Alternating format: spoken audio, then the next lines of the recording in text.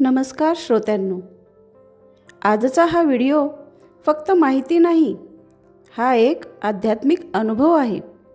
आज आपण जाणून घेणार आहोत 2026मधील महाशिवरात्र, महादेवांचे तत्वज्ञान, शिवलिंगाचे रहस्य, बेलपत्राचे महत्त्व आणि शिव उपासना कशी करावी याची सोपी पण प्रभावी पद्धत. 2026मध्ये महाशिवरात्री 15 फेब्रुवारी रोजी साजरी केली जाणार आहे.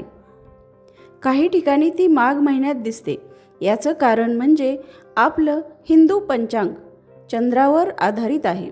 अमांत आणि पौर्णिमांत पद्धतीमुळे महिन्यांची गणना बदलते, पण सणाचा खरा आधार महिना नसून कृष्ण पक्ष चतुर्दशी ही तिथी आहे.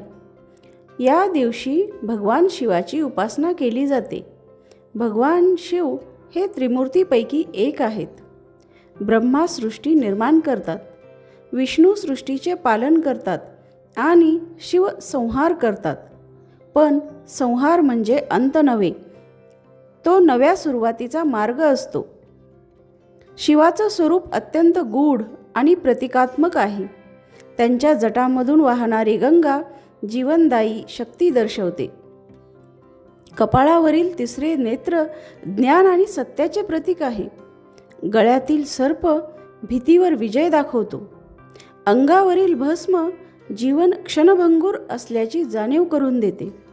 हातातील त्रिशूल सत्व, रज आणि तम या 3 गुणांचे प्रतीक आहे. डमरूचा नाद म्हणजे सृष्टीचा आरंभ आहे. शिव केवळ योगी नाहीत, तर आदर्श गृहस्थही आहेत. माता पार्वती त्यांची अर्धांगिनी आहेत. भगवान गणेश आणि कार्तिकेय त्यांची संताने आहेत. नंदी त्यांचे वाहन आहे.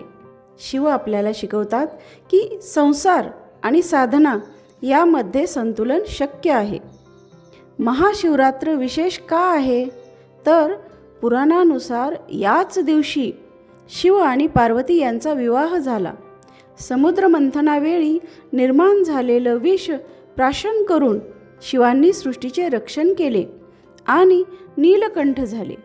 म्हणून ही रात्र त्याग, संयम आणि शक्तीचे प्रतीक आहे. आता जाणून घेऊया की शिवलिंग म्हणजे काय. लिंग म्हणजे चिन्ह. शिवलिंग हे भगवान शिवाच्या निराकार आणि अनंत रूपाचे प्रतीक आहे. त्याचा गोलाकार भाग अनंत ब्रह्मांड दर्शवतो. त्याचा पाया म्हणजे शक्ती. शिव आणि शक्ती यांचे एकत्व म्हणजेच शिवलिंग. शिवलिंगाची पूजा म्हणजे विश्वातील सृजनशील ऊर्जेला वंदन करणे. शिवपूजेत बेलपत्राला विशेष महत्त्व आहे. बेलाच्या 3 पानांना सत्व, रज आणि तम या गुणांचे प्रतीक मानले जाते. काही जण ती शिवाच्या 3 नेत्रांचे प्रतीक मानतात. बेलपत्र अर्पण म्हणजे आपल्या मनातील दोष आणि नकारात्मकता अर्पण करणे. आता शिवाची उपासना कशी करावी ते पाहू. सकाळी स्नान करून स्वच्छ कपडे घालावेत. शांतपणे शिवलिंगासमोर बसावे. प्रथम पाण्याने अभिषेक करावा. शक्य असल्यास दूध किंवा पंचामृत अर्पण करावे. त्यानंतर बेलपत्र अर्पण करताना ओम नमः शिवाय हा मंत्र जपावा.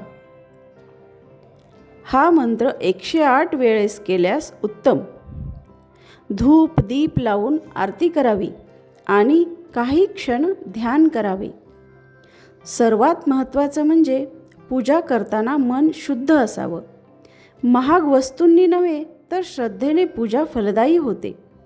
महाशिवरात्र आपल्याला सांगते की अहंकार सोडा, भीतीवर विजय मिळवा, मन शांत ठेवा, अंधारातही प्रकाश शोधा.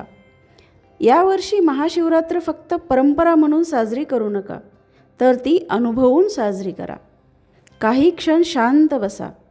ओम नमः शिवाय हा मंत्र जपा आणि आपल्या अंतर्मनातील शिवतत्व जागृत करा.